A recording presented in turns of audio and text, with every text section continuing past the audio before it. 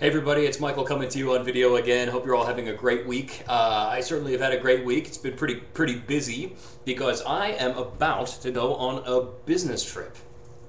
Very exciting. I'm going to tell you about that in a second because there's some stuff about this business trip that I want to share with you all, and I think you might be really interested in the meantime, I just wanted to cover sort of a small laundry list of things that are going on in the class. First of all, don't forget that your population projections are due Sunday, which is around the corner, but I'm sure you're doing well. If you're having any problems with them, please just drop me a line and let me know what you're having problems with. We'll try to resolve it right away.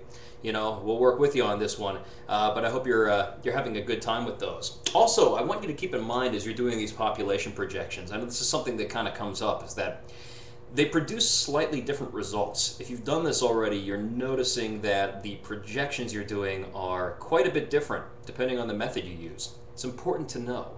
I want you to think about something.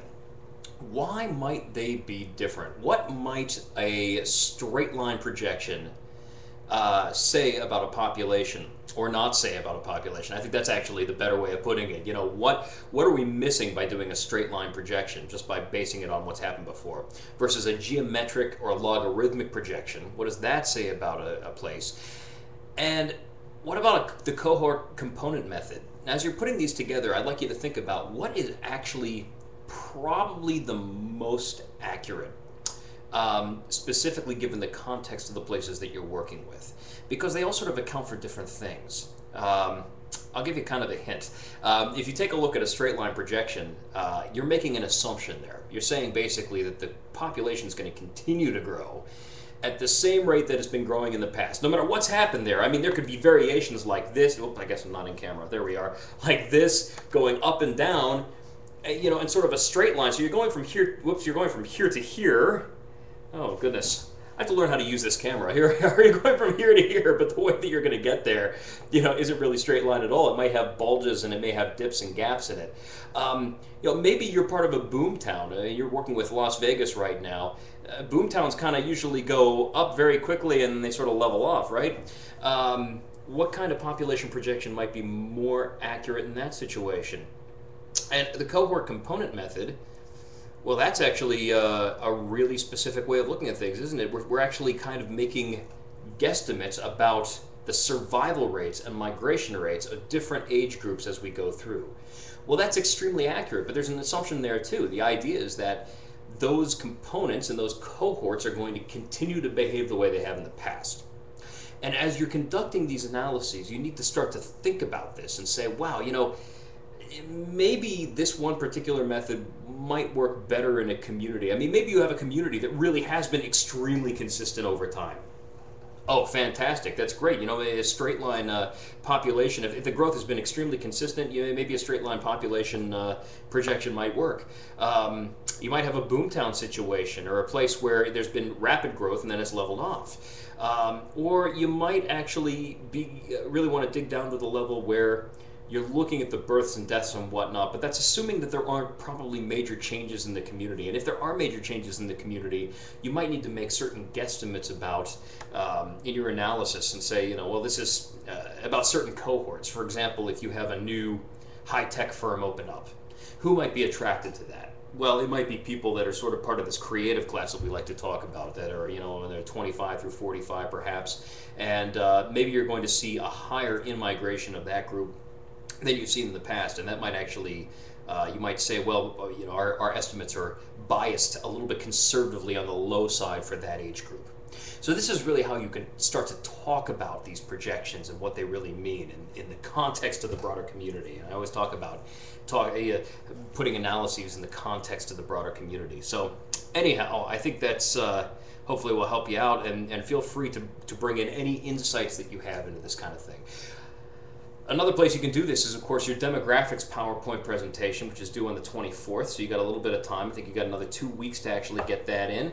Demographics PowerPoint, same kind of thing. I'd like you to bring in your own knowledge of the communities that you're working with to make logical projections about what's happening with the population there, what's going on, why the population might be behaving the way that it is, or what, you know, what's really happening on the ground. just and feel free to present any big ideas that you have. I mean, if you have a really wild community that has just some really interesting things going on, like a new arts sector that's sort of bustling and happening, feel free to bring that in and say, hey, this could really potentially boost consumer traffic, or it could boost population in certain age groups or certain demographics that I think are particularly important. Feel free to bring that out in your presentation. If I'm part of the community and you're presenting to me, I want to hear some ideas, not just analyses, but what those analyses really mean. So feel free to use your intuition to think about the community, even to do a little side research and just find out what's going on in the communities you're working with, and go ahead and present them. And think big. Sky's the limit. I mean, I would love to see creative ideas on this project. So please go crazy. A couple of the laundry list items. Census data. Some of you have been having trouble accessing the 1990 data. I'm very, very sorry about this. This is sort of a census-wide problem where they're constantly adjusting the data forms all the time. And right now, because of the 2010 data, they're getting so much data in that now they're taking all the old legacy data and they're putting it into a site, and they're saying, well, the good stuff's available on CD-ROM. Here's what I'm going to do. By probably end of day tomorrow, early Sunday, for the extra credit assignment, if you've done it already, fantastic. That's great. Keep moving forward with how you've been doing it. If you still want to do the assignment, I'm going to try to sort of update and adjust it, and we'll put a couple extra days on that if possible, just to try to using 2010 and 2000 data, some alternative to the 1990 data, because I think a lot of people have really had a challenging time getting that together. So I apologize for that. We're always trying to keep up with the census because they're always changing things. So I do apologize if there have been census glitches, but we're right on that. Second thing, I wanted to let you know that your grades are up. Very exciting. So this is up. If you go to the grade book, you should be able to find your grades and keep up with them throughout the duration of the class. And if you have any questions about your grades whatsoever, just let me know. I'll be happy to help take care of them for you, and we can talk through them or whatnot, or write through them or email through them. Another thing, Module 6, there are teams for Module 6. I haven't posted those yet, but again, probably about the time that I update the extra credit assignment, I'll try to have Module 6 ready to go for you, so it'll probably be sometime this weekend for those of you who want to work ahead into Module 6 and get a good clean start on it. If you have any ideas about who you'd like to work with or whatnot, just let me know. We'll try to accommodate whatever we can. If there's somebody that has very like interests that you do, I'll try to accommodate that any way I can. Or we may just do another sign-up sheet, actually. So I'm still looking into that, but I'll have that resolved by certainly sometime over the weekend for you. I think that's about it for the class right now. Unless you have other questions, you're free to contact me. However, I wanted to tell you about my business trip, because this is really great. I am going to a very interesting nation that I've never been to before. This one is not a place that I hear a lot of people going to, but I think it's really an exciting place. A couple interesting facts about it. It is in some ways, a sustainable energy leader. It actually operates the world's largest solar energy plant and the world's only fire wave energy plant. It's a country that economically isn't doing so well right now, and there's been a lot of out-migration demographically. In fact, about 12% of the inhabitants of Luxembourg and 3% of the population in France come from this country. And for every 1,000 people, about 3.4 people tend to leave. So it's got a pretty substantial out-migration rate. The language of this country is one of the most widely spoken in the world, because it was a country that had an enormous number of colonies worldwide, and actually on every inhabited continent. There is a colony that speaks this language. It's pretty remarkable. It's also home to the longest bridge in the continent in which it is situated. It's 10.7 miles long, and it was opened in 1998 on the 500th birthday of the explorer which it was named after. Very interesting stuff. Can you guess what country this is? Yes, that's right. It's Portugal. That's exactly right. I'm actually going to Portugal. I'm going to the southernmost point in Portugal, actually, a place called Faro. for a conference called the Uddhava Symposium for Multidimensional Entrepreneurship and Innovation. It's an innovation conference I go to every year where global scholars that study innovation and entrepreneurship come together and share their latest ideas. I'm really excited about it. I do this every year. It's something that's really exciting. It's not always in Portugal, but this year we're going to Portugal, I think, just to sort of raise awareness of this sort of economically distressed country and some of the entrepreneurial efforts that have been going on within it. Very, very interesting.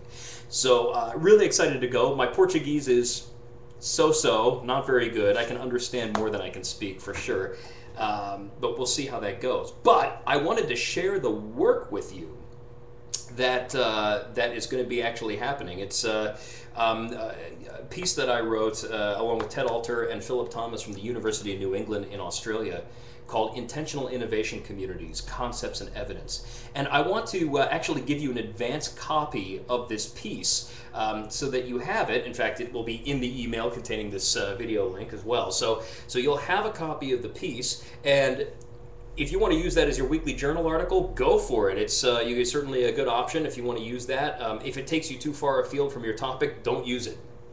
Keep going with where you're headed. But I thought you might find it interesting. But anyway, IICs are a way of stimulating innovation across firms and across groups within communities that are lagging or have had a lot of problems stimulating innovation. We've actually done some of this work in Australia. I spent about a month in Australia last year, actually down in 4 rural communities, trying to stimulate innovation and work with the local populations to try to overcome some of the social boundaries that were preventing them from innovating. And that's what this paper is about, how we did that and how we think one could go forward and actually, create a really good program. So anyhow, maybe you'd be interested, give it a look. We're really excited to present the work, and as I find out more from this conference, if I find out anything interesting that relates or pertains to this class, I will send it to you because I think that's extremely important. So I'll be giving you updates from the road. By the way, while I'm gone, Sunday and Monday of this week, which I guess is the 10th and 11th, I'll be actually traveling, and probably on the 12th too. I'll be traveling quite a bit, so I may not be as quick to respond as I normally am. But once I'm in Faro, it should be no problem. Then I'm going to Lisbon for a few days after that to check out the city. So I'll be giving you periodic updates, ideally from the road, and let you know how the trip's going and what kind of new things we have found in innovation, because I think that's important to talk about. So anyhow, if you have any questions, give me an email. Just shoot me an email. Let me know how things are going. If you have any issues with the assignments, I'm here for you. We'll talk about it.